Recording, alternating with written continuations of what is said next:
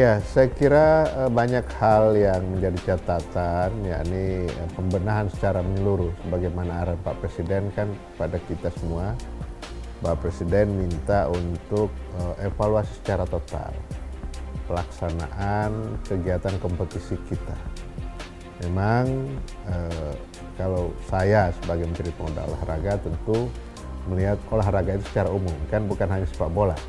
Ada cabang-cabang olahraga lainnya yang saya harus urusi, tetapi karena ini sedang menjadi perhatian banyak orang, terutama perhatian yang sangat luar biasa dari Bapak Presiden, sehingga kita harus melihat bagaimana di samping apa yang terjadi, kan itu sudah ditangani oleh tim gabungan independen pencari fakta. Kemudian Polri juga sudah menginvestigasi sejak besoknya, sejak hari Minggunya. Nah tentu saya akan masuk di angle yang lain, yakni bagaimana pembenahan tentang sepak bolaan kita, khususnya untuk kompetisi. Karena ini kan kompetisi profesional, ya, kompetisi profesional dia terlepas dari kita sebenarnya, karena itu sudah diurus oleh federasi, dalam hal ini PSSI, kemudian federasi juga menugaskan LIB, ya, dan klub-klub. Nah, oleh karena itu kalau kita lihat pembenahan kita dalam pelaksanaan kompetisinya, ya, sesuai dengan surat FIFA itu saja kita ini kan, FIFA itu kan ada 5, ya, kemudian ada pengamanan, kelayakan stadion. Itu syaratnya sudah. Yang kedua adalah SOP pengamanan. Yang ketiga adalah bagaimana merumuskan jadwal pertandingan, ya, scheduling. Kemudian social engagement. Jadi kita harus mengajak minimal klub, kelompok supporter untuk bicara. Dan yang kelimanya itu tentang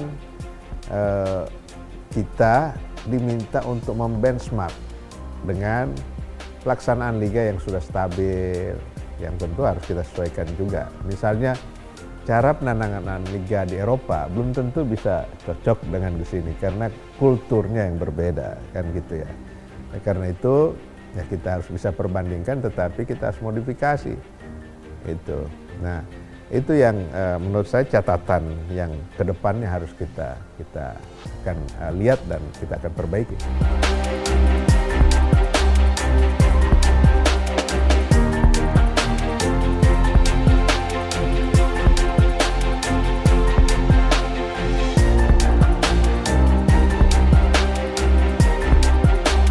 Jadi begini, kalau seluruh stadion yang ada di Indonesia itu makan waktu lama, karena semua stadion yang ada di Indonesia ini adalah itu miliknya Pemprov, Pemkab, Pemkot.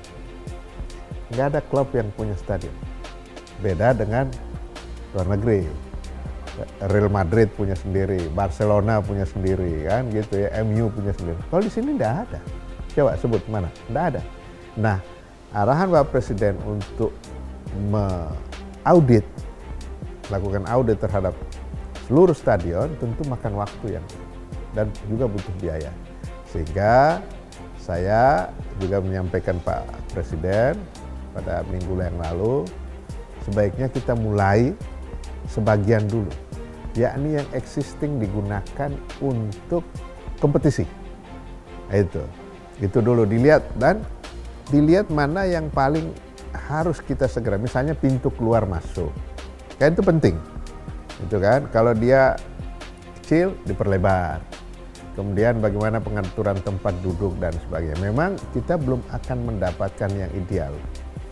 Tempat-tempat pelaksanaan kompetisi itu kan hanya ada beberapa klub yang Persebaya, dia sudah ada yang punya kota itu kan, Gelora Bung Tomo itu punya Pemkot Surabaya. Manahan Solo itu punya Pemkot juga.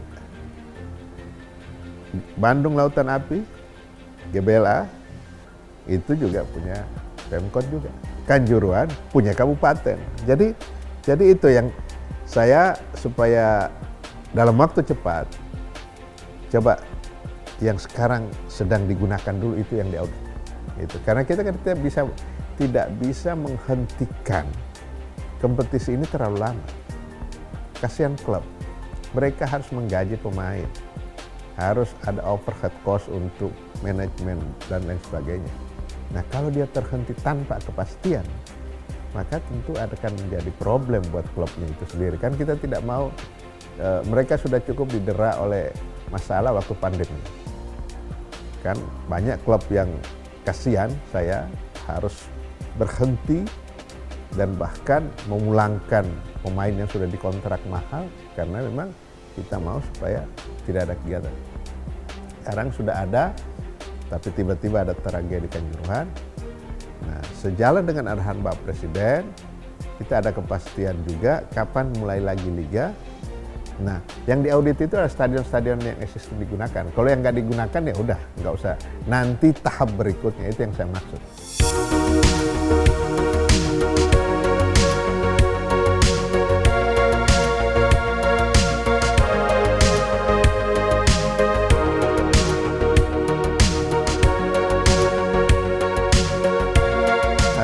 Kita belum tahu ya, kita simulasikan dulu, tentu ini Polri, bukan kami. Ya Polri, tapi saya memfasilitasi saja yang akan menentukan. Kan kita pernah ada pertandingan tanpa penonton waktu COVID. Apakah seperti itu atau ada persentase, semua sudah pernah kita lalui. Dengan penonton penuh, dengan penonton sebagian, dan tanpa penonton. Nah seperti apa, nanti biarlah PSSI, kemudian pengelola kompetisi, LIB, dan Polri yang merumuskan seperti apa ininya. Posisi pemerintah memfasilitasi. Biasanya kan saya hanya melakukan rapat koordinasi saja. Makanya salah orang menafsirkan bahwa saya yang memberikan izin. Kita sama sekali tidak punya kewenangan apapun terhadap itu, tetapi saya memfasilitasi. Biasanya kan rapatnya di sini, saya yang pimpin. Jadi waktu saya tanya ya, waktu kita berhenti beberapa saat yang lalu, ini angka yang saya dapatkan dari PSSI. Mereka kehilangan sekitar 3 triliun dalam waktu yang singkat itu berhenti. Karena yang minimal itu angka dari mereka. Nah, bisa dibayangkan bagaimana kalau dia berhenti lama, karena bukan hanya pemain, pelatih, official yang ininya tergantung di situ, UMKM di situ, penjual minuman, penjual gorengan, terus atribut jersey yang tidak resmi kan, itu kan ada kan yang mereka begitu, yang shawl dan sebagainya. Bahkan tukang parkir, kan hidupnya dari situ. Nah, itu yang saya pikirkan. Jadi penanganan tragedi Kanjuruhan itu akan ditangani oleh tim gabungan independen pencari fakta dengan secepat-cepatnya. Polisi juga sedang menginvestigasi dari sisi pelanggaran hukumnya. Kita memikirkan bagaimana kelanjutan dari sepak bola ini. Jadi jelas nih pembedaannya itu. Gitu.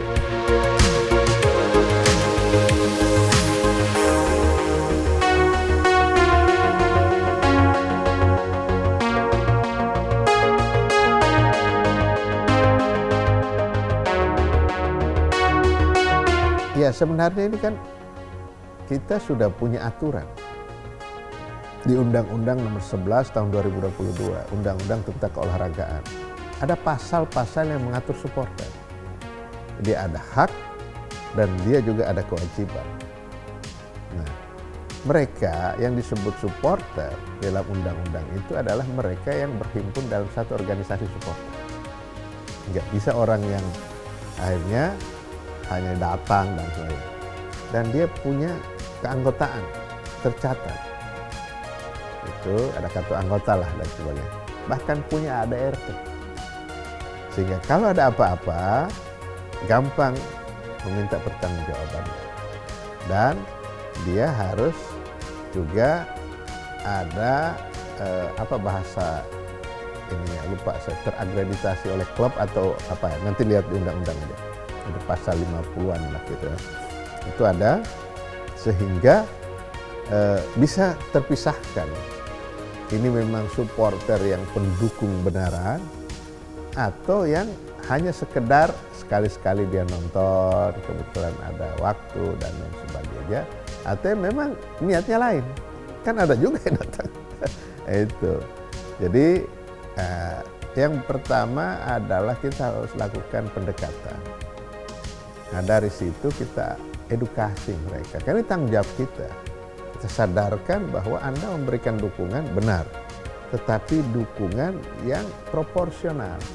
Jangan timnya kalah terus marah, iya kan? Dan terus-terusan. Bahkan yang saya dengar yang terjadi di waktu Persibaya main di itu kan di Sidoarjo, enggak, Liga 1 kemarin itu, bahkan toko-toko mereka pun dijarah. Kan ada penjualan merchandise kan ada beberapa di Surabaya itu kan, nah, itu Persibaya Store dijarah. Itu informasi dari Mas Asrul, itu yang kenapa beliau agak marah gitu kan. Nah kita didik supporter kita untuk boleh bergembira pada saat menang, tapi tidak boleh juga berlebihan. Boleh bersedih pada saat kalah, cuma tidak boleh anarki. Nah yang sekarang ini kan menyalahkan itu, kita paling gampang yang menyalahkan. Sekarang dalam situasi sekarang semua disalahkan. Ini salah. Padahal kita lihat proporsinya, ini tugasnya apa sih orang ini? Apa sih tugasnya orang ini? Kita hampir rata untuk menyalahkan orang kan. Nah itu yang harus kita lakukan. Saya dalam waktu dekat ini tentu koordinasi sekali lagi dengan PSSI, karena saya tidak mau men-touch langsung, karena itu bisa dikonotasikan intervensi. Nah saya nggak mau.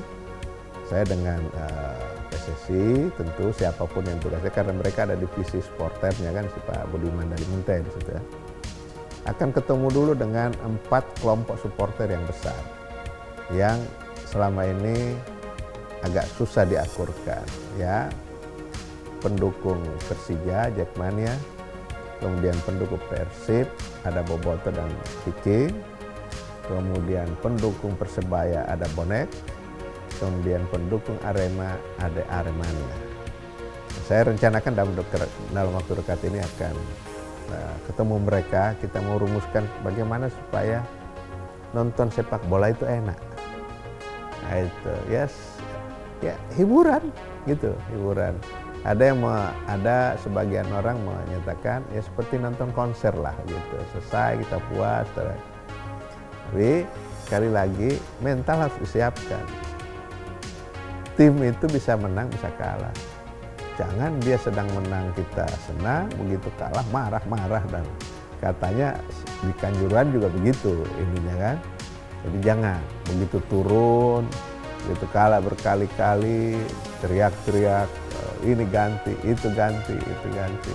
Ya. Saya kira hal-hal yang seperti ini harus kita mulai lakukan. Pemerintah akan memfasilitasi dan membantu sekali lagi. Tidak akan masuk di dalam pekerjaan utamanya, karena ini menjadi kewenangan federasi dan klub ya. Tanda.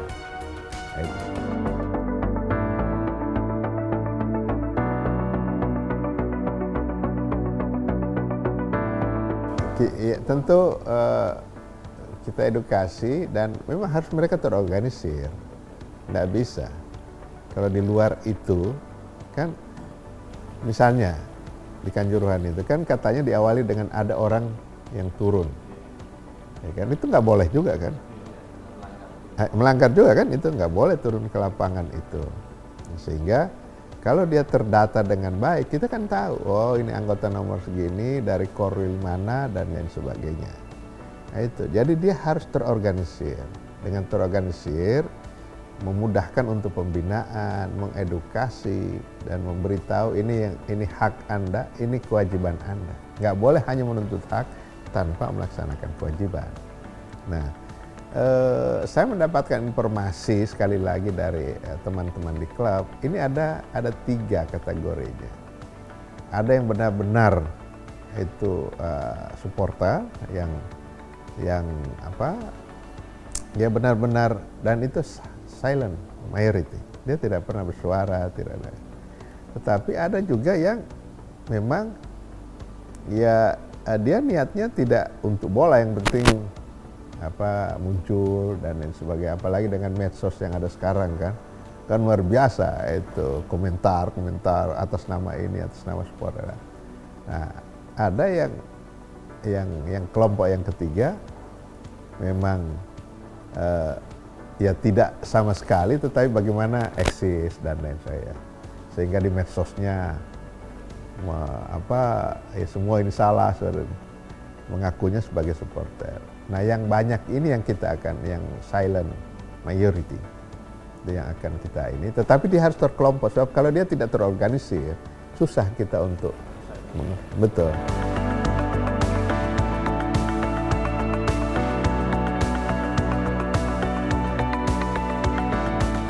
Sekarang ini pihak Polri sedang bersama dengan PSSI dan LIB sedang menyusun SOP, dan nanti itu akan keluar sebagai Perkap, peraturan Kapolri, yang mengadopsi semua aturan-aturan FIFA, semua aturan-aturan PSSI sebagai federasi, yang akan dikombinasikan dengan aturan yang ada.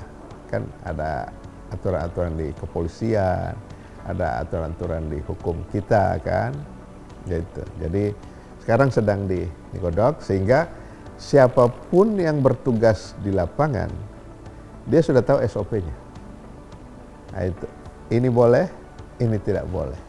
Kalau situasi seperti ini, cara menanganinya bagaimana?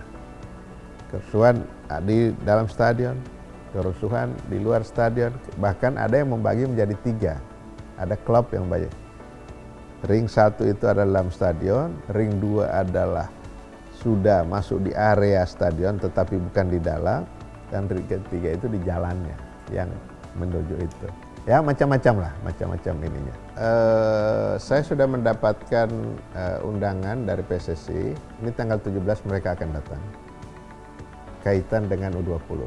Jadi kelihatannya sih masih jalan, karena mereka mau datang, mau ini, dan beberapa yang akan dilihat, terutama kesiapan infrastruktur kita. Jadi insya Allah lah kalau itu. Makanya karena jadi catatan itu, Presiden FIFA mengirim surat langsung kepada Presiden dengan 5 poin yang saya bilang tadi itu. Dan mereka akan bersama-sama mungkin akan membantu mensupervisi Indonesia untuk menangani itu supaya tidak terulang lagi. Itu dalam suratnya seperti itu.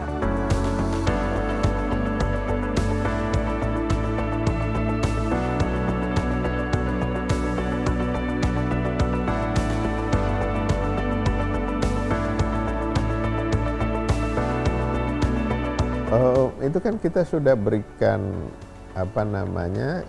sudah kita ini sebenarnya siap 2021. Ada yang langsung oleh pemerintah pusat, ada yang oleh pemerintah daerah, provinsi maupun kabupaten kota. Saya koreksi, yang Bandung itu bukan Bandung Lautan Api, tetapi Jalak Harupat. Jadi GBK, Jalak Harupat, Manahan Solo, Gelora Bung Tomo Surabaya, kemudian Jakabaring Palembang, dan Wayan Dipta Bali. Itu. Jadi ada yang langsung ditangani oleh Menteri PU, ada yang oleh gubernur ataupun wali kota. Jadi insya Allah itu nggak ada masalah. Kan FIFA datang menginspeksi, ada beberapa catatannya, tapi perbaikan minor ya, tidak major. Karena dia tahu kita sudah siap sejak 2021, tetapi karena digunakan. Kan begitu FIFA umumkan tidak jadi 2021, nah kita izinkan menggunakan itu. untuk kegiatan-kegiatan olahraga. Itu banyak yang dipakai untuk kompetisi liga kan. Bahkan ada yang non olahraga sepak bola. Misalnya Manahan. Pada saat ASEAN Para Games kan itu jadi tempat opening dan closing. Bahkan pertandingan atletik itu di Manahan itu. Jadi kan pasti ada yang rusak-rusak. Nah itu kita perbaiki, tapi minor, tidak mayor. Artinya FIFA melihat bagaimana kesungguhan Bapak Presiden, Pak Jokowi memberikan perhatian terhadap sepak bola Indonesia. Itu pasti ya, mempertimbangkan dan respon cepat dari Pak Presiden.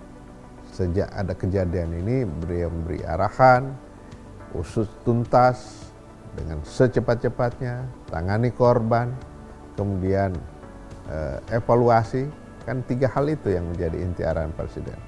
Nah, dari situ FIFA melihat bahwa memang benar-benar pemerintah Indonesia itu ada atensi yang luar biasa terhadap sepak bola di Indonesia. Nah, sebagai football family, tentu mereka melihat bahwa ini harus dibantu, Indonesia ini harus dibantu.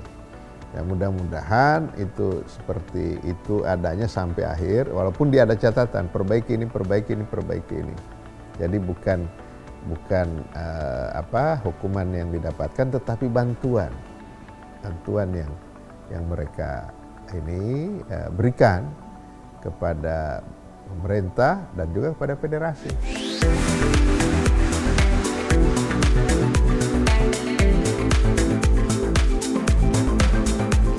Ya, saya kira momentum peringatan Sumpah Pemuda yang ke-94 ya kita laksanakan di tengah-tengah situasi bangsa kita yang baru mulai terlepas dari pandemi. Kemudian kita sudah ditunggu lagi oleh situasi ekonomi global yang tidak menentu, ketidakpastian yang luar biasa. Tetapi ini adalah peristiwa sejarah yang tidak boleh kita lupakan. Apa yang terkandung dalam peringatan Sumpah Pemuda itu, menurut saya tidak sekedar seremonial, tidak sekedar dari tahun ke tahun begitu gitu. 94 tahun harus kita, yang paling utama bagi menurut saya adalah mengingatkan kita semua, khususnya anak-anak muda kita, bahwa kalau tidak ada kejadian 28 Oktober 1928, mungkin kita tidak seperti sekarang. Itu harus selalu diingatkan. Dengan tekad kita bersatu pada saat itu, maka jadilah proklamasi 17 Agustus, kan gitu ya. Tanpa didahului, bahkan jauh sebelum itu, zaman Budi Tomo dan lain sebagainya kan, kalau dengan panjang kalau kita tarik aja dari 94 tahun yang lalu. Nah ini yang anak-anak muda kita kan juga mungkin saja karena mereka tidak mengalami, kemudian bagaimana dengan suasana yang ada sekarang. Nah, tugas kita untuk mengingatkan, kita tidak boleh lelah menjaga kebinekaan kita. Karena kita berasal dari latar belakang yang sangat beragam. Ada contoh negara-negara yang mungkin bahasanya hanya satu, sukunya tidak banyak, ya. Tetapi sampai hari ini bertikai terus, berperang. Nah itu yang harus kita selalu ingatkan, selalu kita beri pemahaman kepada anak-anak kita, kaum milenial, Gen Z, dan lain sebagainya. Nah di samping itu tentu kita harus isi ini dengan sesuatu yang sesuai dengan kekinian. Kan tidak mungkin anak-anak sekarang kita ajak untuk seperti yang dulu. Bukan caranya yang kita berikan ke mereka, tetapi semangatnya. Nah kalau tadi dikaitkan dengan supporter, tentu ini sangat relevan. Dia adalah supporter dari klub Indonesia. Mau Arema, mau Persebaya, Persija, Persib, dan lain-lain. Itulah anak Indonesia, saudara kita sebangsa. Harusnya kita tidak boleh bermusuhan gara-gara pilihan dukungan kepada klub. urusan itu hanya berlangsung 90 menit. Masa panjang, ya kan? Nggak bisa ngelihat plat nomor dari daerah ini datang ke satu tempat, kemudian langsung dilempari dan sebagainya. Harusnya tidak boleh lagi ada. Jadi semangat Sumpah Pemuda, semangat kebinekaan kita dan semangat kesatuan kita harusnya juga menjadi inspirasi bagi saudara-saudara anak-anak muda kita yang menjadi supporter. Jadi tidak ada lagi musuh. Oke, kita mendukung tim yang berbeda, boleh fanatik itu, tetapi tidak boleh menjadikan lawan pendukung klub yang menjadi lawan klub kita, itu juga menjadi musuh kita. Kan ada yang sudah abadi ini permusuhan ini kan, sudah abadi. Ini nggak boleh datang ke sini, enggak. Harusnya nggak apa-apa, dia datang aja. Nah, mudah-mudahan momentum Sumpah Pemuda ini akan kita jadikan juga untuk mempersatukan anak-anak muda kita yang menjadi supporter fanatik dari masing-masing klub. Tujuan kita itu jelas tertera dalam pembukaan Undang-Undang Dasar 45 kita kan, yang kita pelajari sejak zaman SD, SMP, SMA, perguruan tinggi dan sampai sekarang. Nah, bagaimana menyadarkan kita semua bahwa tujuan kita ke sana loh. Kan kata Bung Karno itu, kemerdekaan itu adalah jembatan emas menuju ke satu tujuan, bagaimana kita menjadi suatu negara yang makmur, aman, tertib, sentosa, kan itu ya. Nah, harus ada kesadaran itu. Tanpa ada kesadaran itu, kita akan membangun ego kita masing-masing. Ego kedaerahan, ya kan? Ego organisasi sendiri, apalagi sudah ditambah oleh ego kepartaian dan lain sebagainya. Itu tidak menguntungkan untuk eksistensi NKRI kita. Karena jangan kita menganggap bahwa kita ini sudah pasti akan selamanya seperti sekarang. Banyak contoh di luar negeri. Negara yang harusnya bersatu, negara kuat akhirnya pecah. Kan gitu ya? Siapa yang bisa menyangka ketika itu tahun 80-an Uni Soviet itu bisa pecah? Nggak ada satupun di antara. Satu kekuatan yang cuma mungkin kurang dirawat, pecah.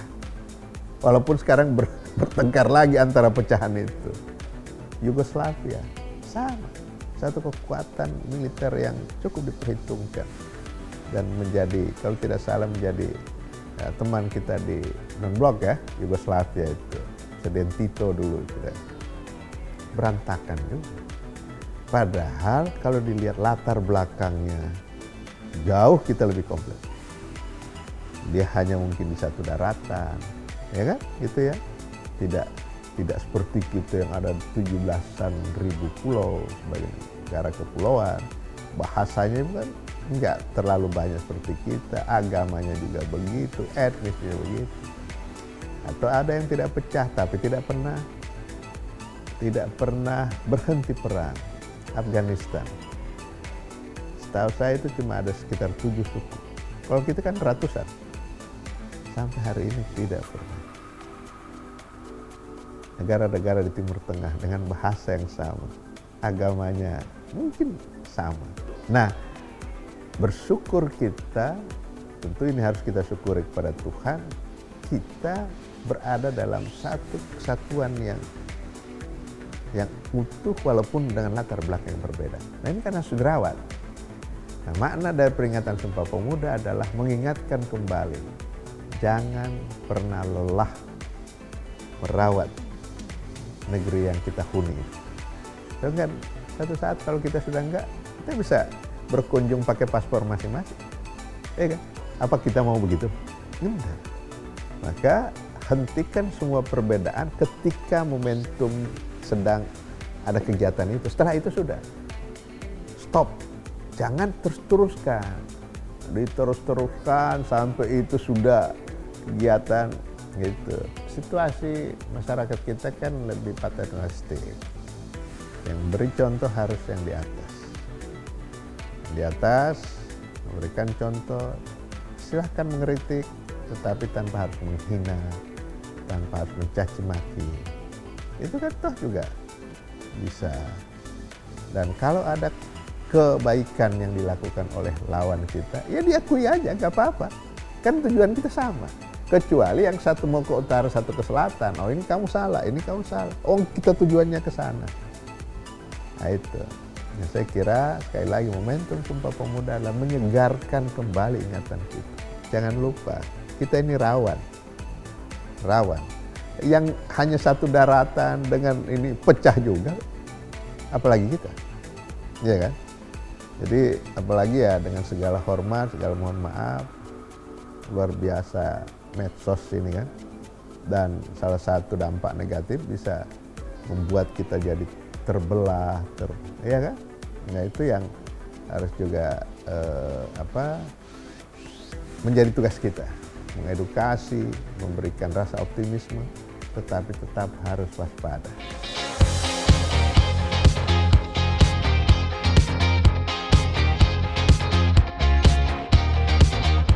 Untuk para pemuda khususnya di seluruh Indonesia dan masyarakat Indonesia pada umumnya, beberapa hari lagi kita akan memperingati Hari Sumpah Pemuda yang ke-94.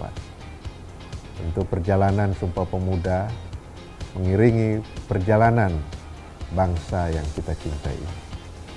Saya, Zainuddin Amali, Menteri Pemuda dan Olahraga Republik Indonesia, menyampaikan selamat memperingati Hari Sumpah Pemuda, dan saya berharap peringatan Hari Sumpah Pemuda yang ke-94 tahun 2022 ini bukan hanya sekedar seremonial, tetapi kita harus maknai ini adalah perjalanan sejarah bangsa kita yang bertujuan satu, bagaimana bangsa ini tetap eksis, tetap utuh, tetap kokoh, dan rakyat yang ada di dalamnya menjadi rakyat yang makmur, merasa nyaman, merasa aman di dalam bingkai negara Kesatuan Republik Indonesia.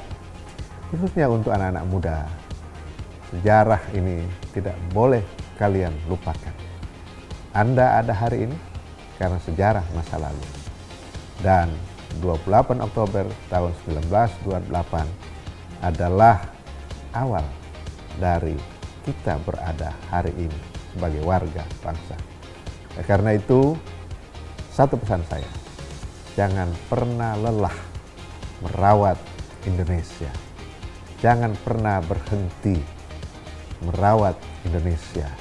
Kebinekaan yang menjadi latar belakang kita berdiri sebagai satu bangsa harus tetap kita pelihara, tetapi persatuan dan kesatuan di antara kita harus tetap terjaga. Salam Pemuda.